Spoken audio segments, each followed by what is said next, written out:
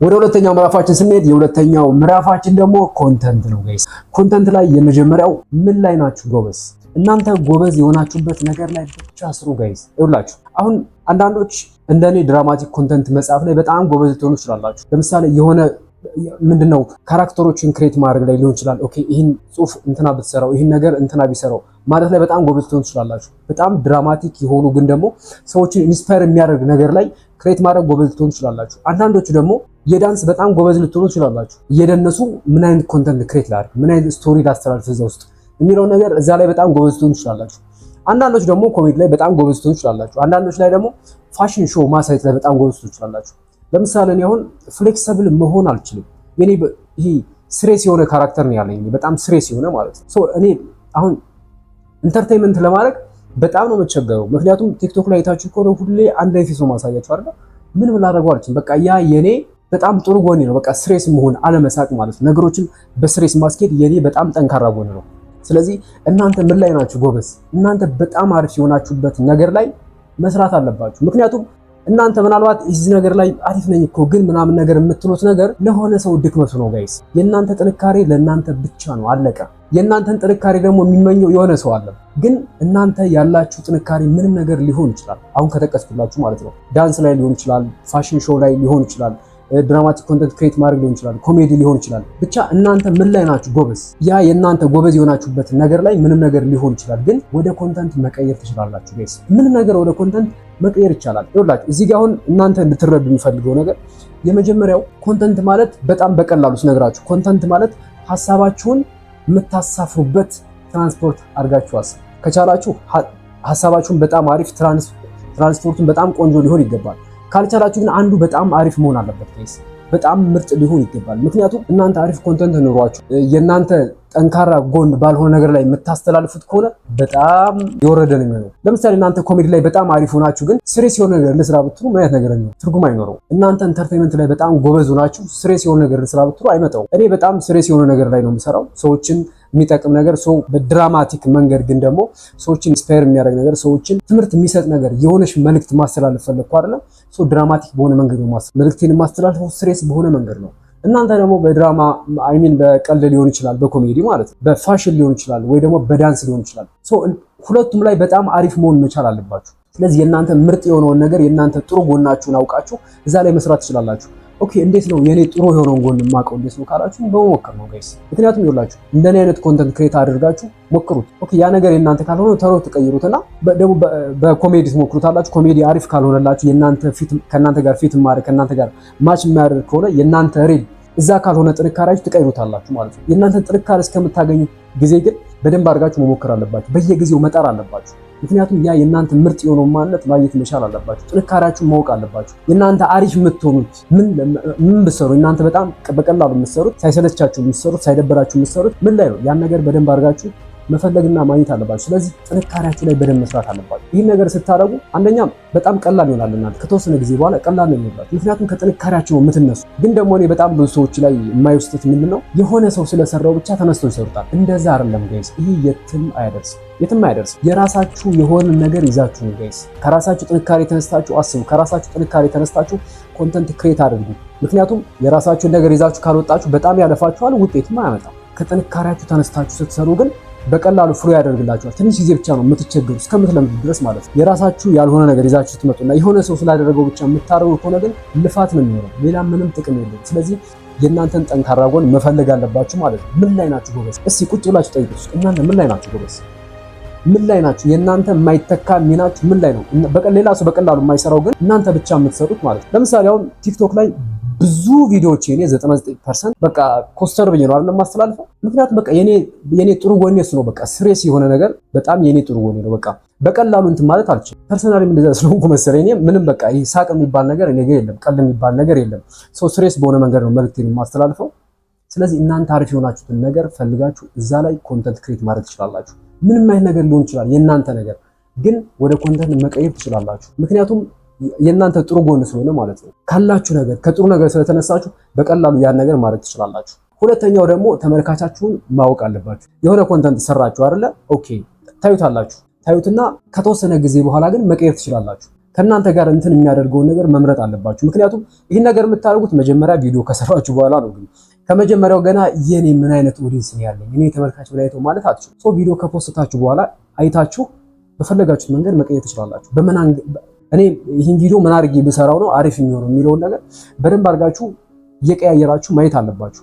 የእናንተ ትክክለኛውን መንገድ እስከምታገኙት ድረስ የእናንተን ኦዲየንስ በትክክል እርግጠኛ እስከምትሆን ድረስ እየቀያየራችሁ መስራት ትችላላችሁ።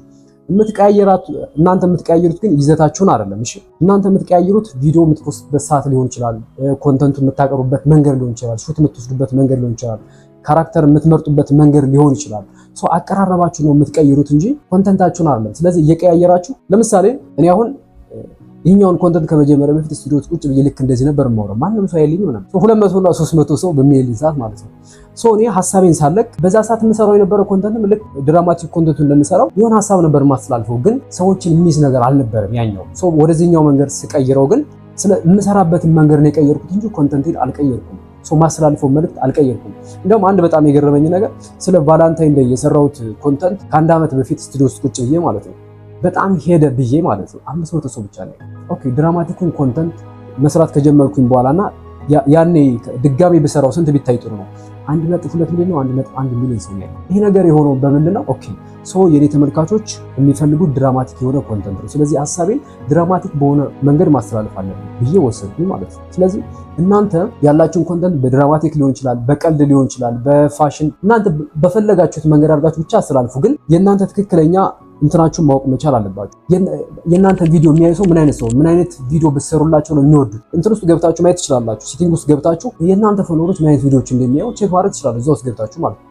በጣም ብዙ የእናንተ ተከታዮች የሚያዩትን ቪዲዮ ያመጣላችኋል ራሱ። ስለዚህ ይህን ነገር በደንብ አድርጋችሁ መጠንቀቅ አለባችሁና የእናንተን ትክክለኛ ኦዲየንስ መለየት አለባችሁ። የእናንተን ኦዲየንስ ትክክለኛ ፍላጎትን ስትረዱ ይህን ነገር በደንብ አድርጋችሁ ማድረግ ትችላላችሁ። ለምሳሌ ከእድሜ አንጻር ማለት ነው። አሁን ለ18 ዓመት ወጣት የምትሰሩት ኮንተንት እና ከ45 ዓመት በላይ ለሆነ ጎለምሳ የምትሰሩት ኮንተንት አንድ አይነት አይደለም። ስለዚህ እድሜ ቼክ ስታደርጉ የእናንተ ከምን ያክል እስከ ምን ያክል እድሜ ያሉ ሰዎች እንደሚከታተሏችሁ ሴት ናቸው በብዛት ወንዶች ናቸው ወይስ ምን አይነት ናቸው? እነሱን ቼክ ስታደርጉ ለእነሱ ፊት የሚያደርግ ኮንተንት ነው የምታዘጋጁት። ለምሳሌ የኔ አሁን ከ18 እስከ 25 ዓመት ያሉ ወጣቶች ናቸው በጣም ብዙ እና ደግሞ ከ30 ኦልሞስት 29% እስከ 30% ሴቶች ናቸው። 69% እና 70% ደግሞ ወንዶች ናቸው። በብዛት ወንዶችን ያማከለ ኮንተንት የምሰራው ለዛ ነው። አንተ እያልኩ የምሰራው ማለት ነው። ስለዚህ ይህን ነገር ስታውቁ ኮንተንታችሁን በስርዓት ክሬት ለማድረግ በደንብ አድርጎ ይረዳችኋል። ምክንያቱም ምን አይነት ሰው እንደሚጠብቃችሁ ታውቃላችሁ፣ ለማን መስጠት እንዳለባችሁ ታውቃላችሁ፣ ማን እንደሚቀበላችሁ በደንብ አድርጎ ታውቃላችሁ። ስለዚህ ኮንተንታችሁን በስነ ስርዓት ክሬት ለማድረግና በትክክል ታርጌታችሁን ለማወቅ በደንብ አድርጎ ይረዳችኋል። በትክክል ኦዲየንሳችሁን ካወቃችሁ ማለት ነው። ይህ ነገር በጭራሽ መረሳት የለበትም። እሺ ሶስተኛው ደግሞ ለየት ያለና ዩኒክ ኮንተንት መስራት ነው። ቅድም እንደነገርኳችሁ በእናንተ አእምሮ ውስጥ ምንም አይነት ገደብ የለም። እናንተ እስከፈለጋችሁ ድረስ መፍጠር ትችላላችሁ አይደል? ስለዚህ ዩኒክ የሆነ ኮንተንት ክሬት ማድረግ መቻል አለባችሁ። ምክንያቱም ሁለት ምርጫ ብቻ ነው ያላችሁ። ወይ ሰው የሰራውን ደግማችሁ መስራት ነው፣ ወይ ደግሞ የራሳችሁን ለየት ያለ ኮንተንት ክሬት ማድረግ ነው። ወይ ታዋቂ ሰዎችን ማወቅ ነው፣ ወይ ደግሞ ከታዋቂ ሰዎች መካከል ራሳችሁን እንዳንዱ ማድረግ ትችላላችሁ። የእናንተ ምርጫ ብቻ ነው። ይኸውላችሁ አሁን እናንተ በጣም ቆንጆ ኮንተንት ያላችሁን አእምሯችሁን ያለ ገደብ ተጠቅማችሁ ቆንጆ ኮንተንት ክሬት አድርጋችሁ ከሰራችሁ ታዋቂ ትሆናላችሁ። ኦኬ የሆነ ሰው የሰራውን ግን ደግማችሁ እናንተ ትንሽዬ ነገር አሻሽላችሁ ከሰራችሁት መደበኛ ቲክቶከር ትሆናችሁ፣ ወይ ደግሞ ታዋቂ ሰዎችን የሚያውቁ ቲክቶከር ብቻ ነው የምትሆኑት። እኔ ግን እሱን አይደለም የምፈልገው። የራሳችሁን ኮንተንት በጣም ቆንጆ የሆነ በጣም ዩኒክ የሆነ ለየት ያለ ኮንተንት ክሬት አድርጋችሁ ታዋቂ እንድትሆኑ። ምክንያቱም ማንም ሰው አይከለክላችሁ። በእናንተ ጭንቅላት ምንም የተቀመጠ ገደብ የለም። ገደቡ እናንተ ብቻ ናችሁ። ለየት ያለ ኮንተንት መስራት መቻል አለባችሁ። ራሳችሁን ማስጨነቅ አለባችሁ። ለምንድን ነው ዘይን ኮንተንት ክሬት ማለት?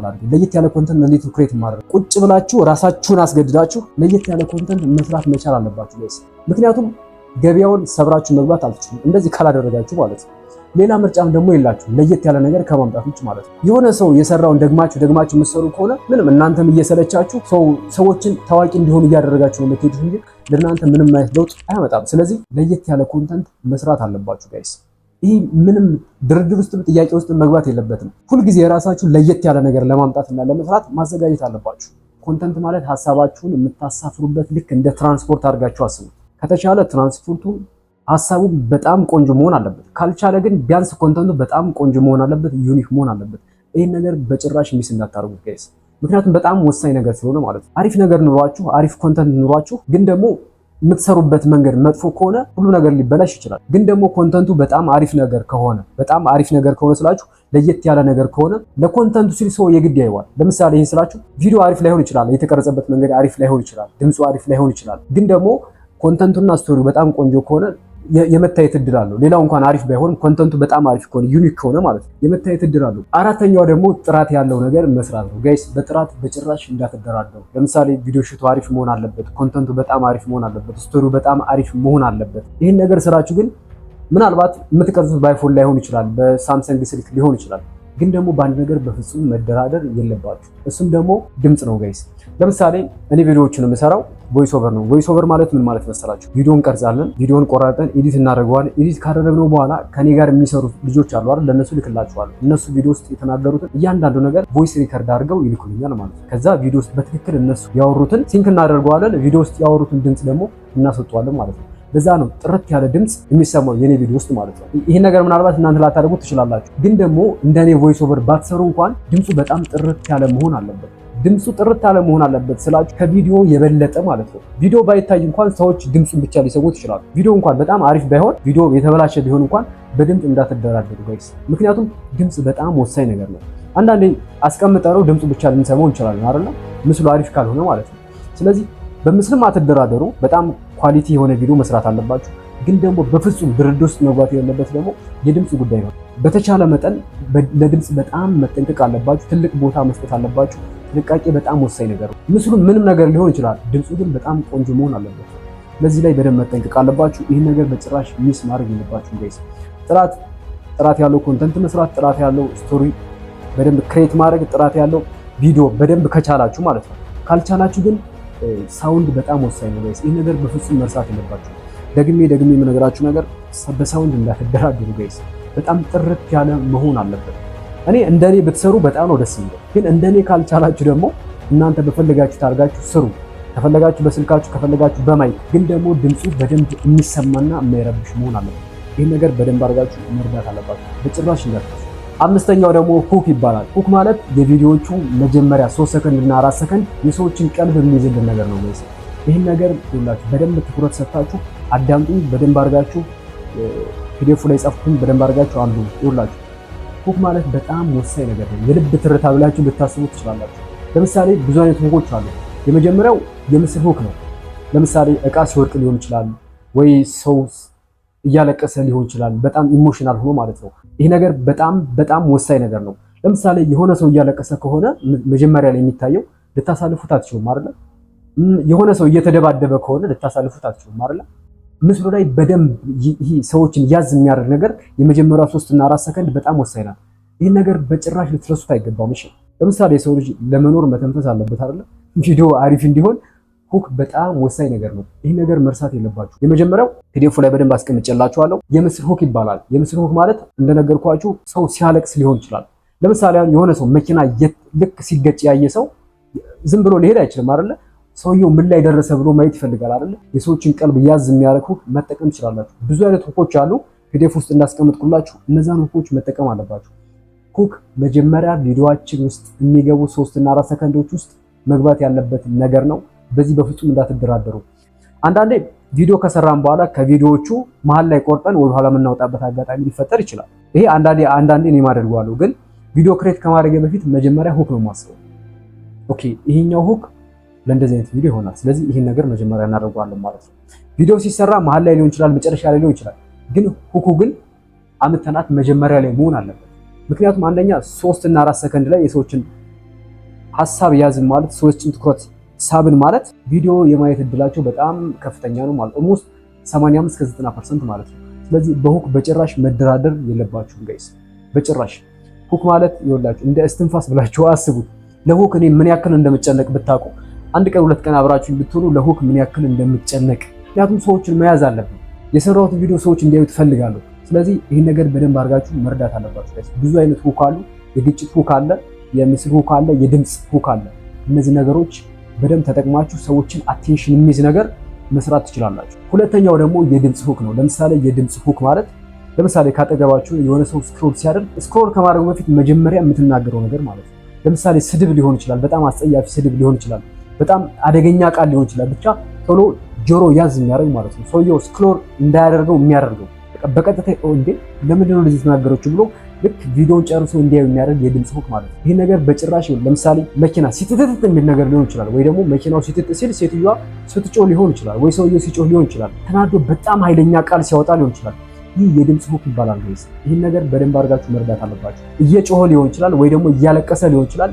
ይህን የድምጽ ሁክ በደንብ አድርጋችሁ መጠቀም አለባችሁ። ቪዲዮ ውስጥ ደግሞ ማካተት ግዴታችሁ ነው። ምክንያቱም ቅድም እንደነገርኳችሁ የልብ ትርታ ማለት ነው ሁክ በፍጹም ሚስ ማድረግ የለባችሁ። ሶስተኛው ደግሞ የጽሁፍ ሁክ ይባላል። የጽሁፍ ሁክ ማለት ቪዲዮ ላይ መጀመሪያ ላይ የምትጽፉት ማለት ነው። ለምሳሌ አሁን አንዳንድ ሰዎች ፕሮዳክት የሚሸጡ ሰዎች አሉ አይደለ? እነዛ ሰዎች አሁን የጽሁፍ ሁክ ነው የሚጠቀሙት ከላይ ላይ ማለት ነው። ከላይ ልክ ምክንያቱም እነዚህ ነገሮች ለምን ይጠቅማሉ መሰላችሁ?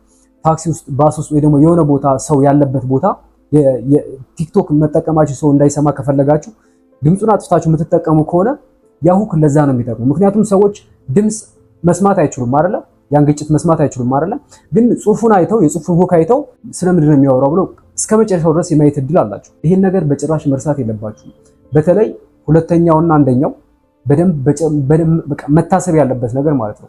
ሶስተኛውን ልክ እንደዚህ አይነት አጋጣሚ ሲኖሩ ሰዎች እንዲያዩዋችሁ ምናምን ነገር በደንብ መጠቀም ትችላላችሁ። ለምሳሌ ታይትል ላይ ሊሆን ይችላል የጽሁፍ ሁክ የምትጠቀሙት ማለት ነው። ታይትሉ በጣም አደገኛ መሆን አለበት። ለምሳሌ አሁን እንደዚህ አይነት ድራማቲክ ኮንተንት ክሬት ማድረግ ከፈለጋችሁ ማለት ነው አልጋ ላይ ያዛት ስትማግጥበት ያዛት ሊሆን ይችላል፣ ወይ ደግሞ ልጁን አስወርጇላት ሊሆን ይችላል፣ ወይ ደግሞ ይሆናል አይደል የሰዎችን አቴንሽን ያዝ የሚያደርግ እንደ ኔጌቲቭ ነገር ሆኖ ግን ውስጡ ግን በደንብ አሪፍ መልእክት ያለው አስተማሪ የሆነ ነገር ማለት ነው። ስለዚህ የጽሁፍ ሁክን በደንብ አድርጋችሁ መጠቀም አለባችሁ። ይህ ነገር እናንተ ምናልባት ልታዩ ትችላላችሁ። ፒሲ ቤቶች፣ ሽቶ ቤቶች፣ አልባሳት ቤቶች ምናምን መጀመሪያ የጽሁፍ ሁክ ነው የሚጠቀሙት። ምክንያቱም በድምጽ ያን ነገር እንትን ማድረግ ስለማይችሉ ማለት ነው። ስለዚህ ይህ ነገር በደንብ አድርጋችሁ መጠቀም አለባችሁ። እነዚህም በሶስት የከፈልኳቸውን ሁኮች በደንብ አድርጋችሁ መረዳት አለባችሁ። የድምጽ ሁክ፣ የምስል ሁክ እና የጽሁፍ ሁክ ማለት ነው። እነዚህ ነገሮች በጭራሽ መረሳት የለባቸውም። ፕሊስ ፕሊስ ፕሊስ። ምክንያቱም እነዚህ ነገር ከረሳችኋቸው አለቀ፣ ተበላችሁ። ስድስተኛውና የመጨረሻው ደግሞ ወቅታዊ የሆኑ ነገሮችን መጠቀም ነው። ለምሳሌ አሁን ይህን ኮስት በማዘጋጅበት ሰዓት አባይ ግድብ ተጠናቋል እና እንኳን ደስ አለ ለሁላችንም፣ እንኳን ደስ አላችሁ። እንደዚህ አይነት ወቅታዊ የሚፈጠሩ ነገሮችን ኮንተንታችሁ ውስጥ ማካተት አለባችሁ። ለምሳሌ ሀገር ውስጥ የሆነ ችግር ሲኖር፣ ባህል ሲኖር፣ የሆነ እንደዚህ እንደ አባይ ግድብ አይነት አስደሳች ነገር ሲኖር ሊሆን ይችላል። ሀገር ውስጥ የሆነ ብጥብጥ፣ ጦርነት ምናምን ነገር ሲፈጠር ያንን ወደ ሰላም የሚያመጣ ነገር፣ አሪፍ የሆነ ነገር ያን ነገር ተጠቅማችሁ በደንብ አሪፍ የሆነ ኮንተንት ክሬት ማድረግ ትችላላችሁ። ይህ ነገር በደንብ አድርጋችሁ መጠቀም ትችላላችሁ። ምናልባት ይህን ነገር አሁን ብዙ ሰዎች ለምሳሌ ጦርነት ተነስቶ ከሆነ የሆነ አካባቢ ጦርነት ካለ ያን ጦርነት የሚያጋግል ኮንተንት ክሬት ሊያደርጉ ይችላሉ አይደለ? እናንተ ደግሞ ጦርነቱን የሚያረጋጋ ሰላም የሆነ ነገር ጦርነቱ እንዲረግብ የሆነ ማስታወስ ያለባችሁ ነገር ነው ይችላል። ከዚህ በፊት እኮ እንደዚህ ነበር፣ እንደዚህ አይነት ነገር ለምን አሁን ይፈጠራል? ወደኋላ ተመልሳችሁ አሪፍ የሆነ ኮንተንት ክሬት አድርጋችሁ ጦርነቱን የማርገብ ፓወር ሊኖራችሁ ይችላል። ምክንያቱም ኮንተንት ሀሳብ ማለት በጣም ከባድ ነገር ነው። ምናልባት ሰዎች አሁን በየጊዜው ስለሚያስቡ በጣም ቀላል ሊመስላችሁ ይችላል። ሀሳብ ከተተገበረ ግን በጣም ከባድ ነገር ነው እና ደግሞ በጣም ፓወርፉል ነው። ምክንያቱም ሁሉም ነገር የሚጀምረው ከሀሳብ ስለሆነ ማለት ነው። ስለዚህ ትሬንድ የሆኑ ነገሮችን እና ወቅታዊ የሆኑ ነገሮችን ኮንተንታችሁ ላይ በደንብ አድርጋችሁ ማሳተፍ አለባችሁ ጋይስ፣ በደንብ አድርጋችሁ ማለት ነው። እስከ ጥግ ተጠቅማችሁ እነዚህ ነገሮች በደንብ አድርጋችሁ መጠቀም አለባችሁ። ስለዚህ ወቅታዊ የሆኑ ትሬንድ የሆኑ ነገሮችን በጭራሽ መርሳት የለባችሁ። ይህ ምናልባት እንደ ኮንተንታችሁ ሊሆን ይችላል። ለምሳሌ አሁን እናንተ ማድረግ የምትፈልጉት ነገር በወቅቱ የሚፈጠረውን ነገር ላይመለከት ይችላል። እናንተ ክሬት የምታደርጉት እንትን ማለት ኮንተንት ማለት ነው። እናንተ መስራት የፈለጋችሁት ኮንተንት ማለት ነው። ግን ደግሞ እንደምንም አጠጋግታችሁ ግን ወቅቱን የጠበቀ ከወቅቱ ጋር የሚሄድ ነገር ከተፈጠረው ነገር ጋር የሚሄድ ነገር የሆነ ኮንተንት ክሬት የሚያደርግላችሁን ነገር እንትን ማለት አለበት መፈለግ አለባችሁ።